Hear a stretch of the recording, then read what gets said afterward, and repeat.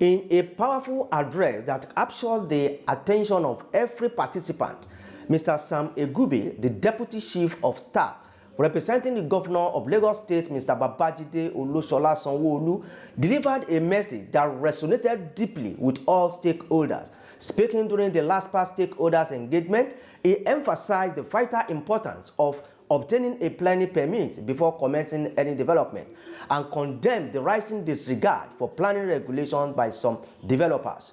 His words were not just a speech, they were a wake-up call for everyone committed to building a better, safer Lagos.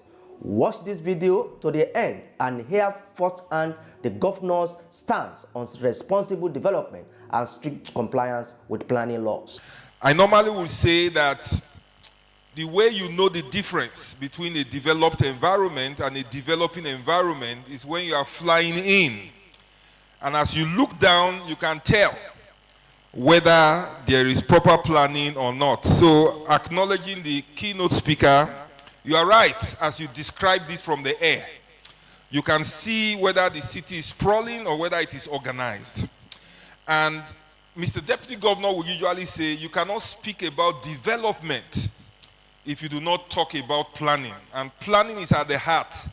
The way we are organized as a people, the way we live and relate with each other, the way our spaces look like. There's a way a space will look, and there's certain misdemeanor that you cannot perform in those spaces.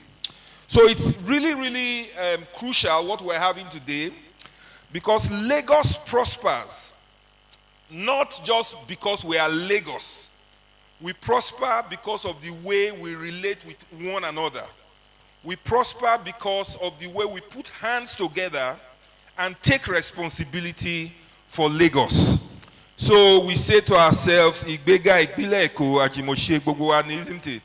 It's our collective responsibility to make Lagos prosper by taking primary responsibility for our physical environment. But Lagos also prospers by people going forward and backwards, our mariners. We say, Boju obati e igbeti, oju ole teko. So as long as you keep going out and in mariners, Lagos will continue to prosper. But for Lagos to prosper, all of those new people coming into our mariners must understand our ways. They must understand our standards. They must understand our laws. They must understand our culture. And they must conform to that culture which we have so cherished over the years and embrace it.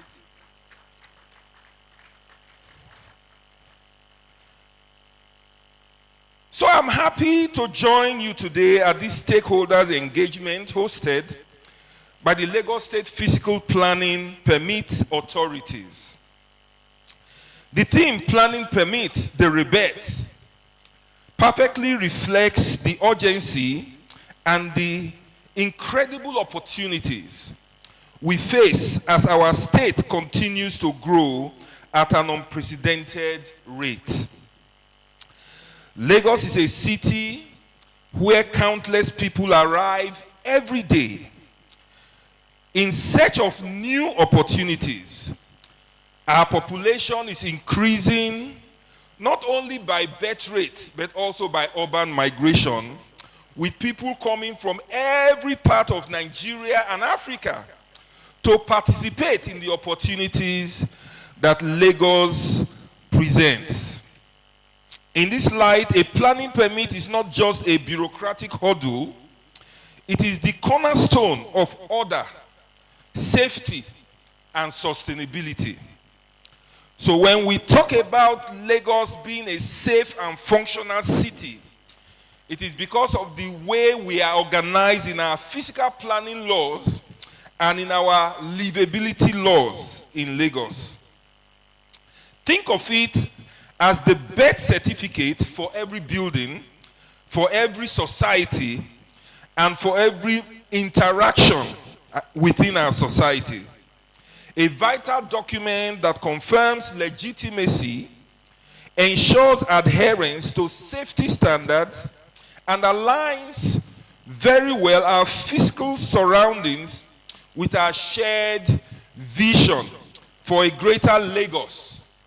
Without it, we risk chaos, unsafe structures, and communities that lack the necessary infrastructure to thrive. So when we say as a vision of Lagos, we want to be Africa's model mega city. You are not Africa's model mega city because you are comparing yourself to some other city in Nigeria. You are Africa's model city because when they look at the leading cities in the continent of Africa and in the emerging markets and around the world, that is what Lagos compares itself with. So don't say from wherever you are coming in Nigeria that this is how we do it there, and therefore it must be like that in Lagos. This is Lagos. We hold ourselves to a higher standard. We hold ourselves to a higher calling. We are that place who presents to Nigeria her best chance of success. We are the gateway into this country and Nigerians' gateway to the world. So we cannot allow ourselves to be pedestrians in the field of development. It's the reason why I commend LASPPPA for this kind of occasion, stakeholder engagement and interaction. Because the job is really for all of us in Lagos to undertake, to preserve it, not only for ourselves, but for the future generations that are coming after us. The forum is crucial for reasons which I have mentioned earlier, and therefore we commend LASPPPA for the impressive strides that it has made in this area, from the vibrant roadshows, lightening up our main streets, to the engaging school debates that have sparked interest among our youths, our students, and at the grassroots level for awareness efforts happening in marketplaces and in neighborhoods. The message about compliance is reaching Lagosians in their everyday lives, where they live, where they learn, and where they work. Today's discussion builds on all those initiatives and encourages each of us to take an active role in the planning process.